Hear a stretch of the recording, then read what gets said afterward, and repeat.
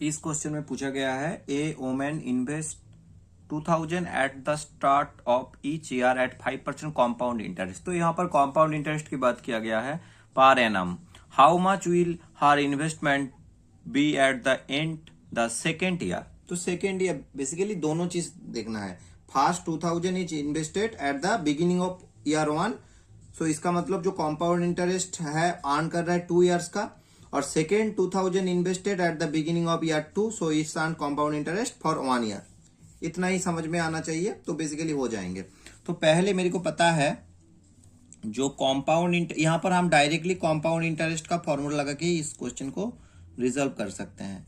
तो compound interest का जो फॉर्मूला होता है ए इक्वल टू होता है P bracket 1 plus R upon 100 power में टी।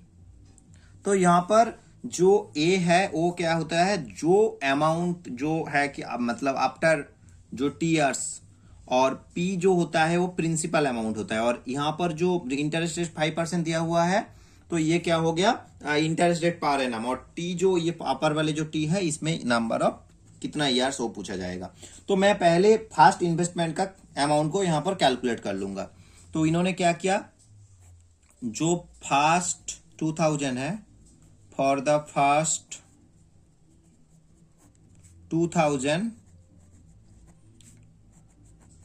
ये 2 साल के लिए इन्वेस्टेड है।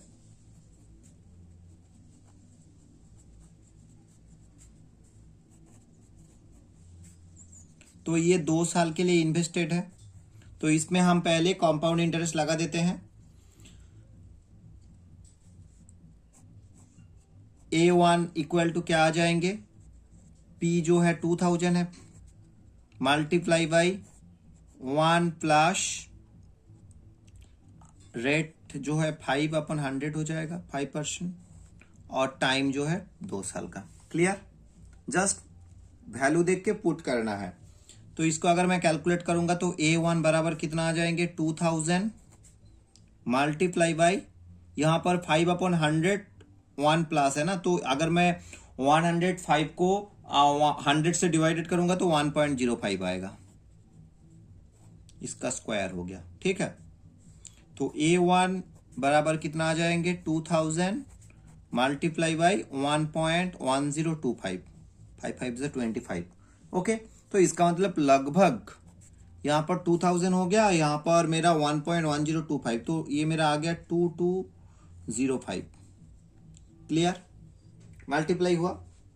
अब मेरे को सेकेंड इन्वेस्टमेंट का अमाउंट कैलकुलेट करना है। तो सेकेंड इन्वेस्टमेंट पे लिए क्या हुआ, जो सेकेंड 2000 है वो इन्वेस्टेड किया गया है 1 साल के लिए। तो मेरे पास अभी जो सेकेंड इन्वेस्टमेंट है तो ये मैं A2 लिखता हूं। A2 बराबर कितना हो जाएंगे 2000 जो है 1 साल के लिए, तो 1 प्लस 5/100 इसके पावर में आएंगे 1। क्लियर, तो अभी निकल लो। A2 ये मेरा आ जाएंगे 2000 मल्टीप्लाई बाई 1.05, वो 2 टाइम्स मल्टीप्लाई हुआ था, वो 1 टाइम मल्टीप्लस हुआ। तो इसका मतलब A2 कितना आ जाएंगे 2100 मल्टीप्लाई हुआ ना। तो मेरे को A2 और A1 मिल गया। तो मेरे को टोटल अमाउंट चाहिए कितना है वो पूछा गया था। तो टोटल अमाउंट कितना आएगा, दोनों को जोड़ दीजिए।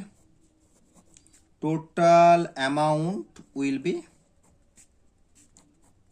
A1 और A2।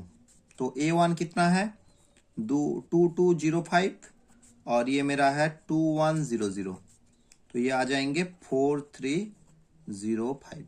ओके, बेसिकली और एक चीज हम कर सकते हैं इस क्वेश्चन को सॉल्व करने के लिए कि पहले जो हमारे पास क्वेश्चन है कि मेरे को प्रिंसिपल पता है, ठीक है, P पता है कि मेरा 2000 है, और जो रेट ऑफ इंटरेस्ट है 5%, ठीक है, टाइम जो है 2 इयर्स के लिए है। ओके, तो फर्स्ट ईयर का इंटरेस्ट मैं डायरेक्टली निकाल सकता हूं, जितना मेरा P है 2000 मल्टीप्लाई बाई 5/100 कर देंगे तो ये कितना आ जाएंगे 100 आ गया।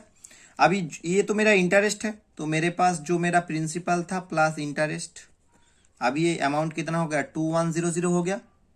अभी अगर मैं एक साल के लिए मैं यहाँ पर मेरे को सेकेंड ईयर का निकालना है ना, तो पहले चीज क्या है, मैं यहाँ पर इंटरेस्ट जो है, जो मेरा इंटरेस्ट अमाउंट है और जो 2000 इंटरेस्ट एक्स्ट्रा है उसको अगर मैं जोड़ दूं, ये तो मेरा 2100 इंटरेस्ट के साथ हुआ और जो मेरा प्रिंसिपल था 2000, तो ये कितना हो गया 4100। इसके ऊपर अब क्या हो रहा है, रेट ऑफ इंटरेस्ट 5% लग रहा है सेकेंड ईयर के लिए। तो सेकेंड ईयर के लिए क्या हो जाएंगे, सेकेंड ईयर के लिए 4100 मल्टीप्लाई बाई 5 डिवाइडेड बाई कितना हो जाएगा 100, तो ये कितना आ जाएंगे 205। ओके, तो अभी मेरे पास पहले तो मेरा प्रिंसिपल है 4100 प्लस मेरा ये इंटरेस्ट आया है, तो इससे भी देखो आंसर 4305 आ गया। ऐसे भी हम कर सकते हैं। Thank you.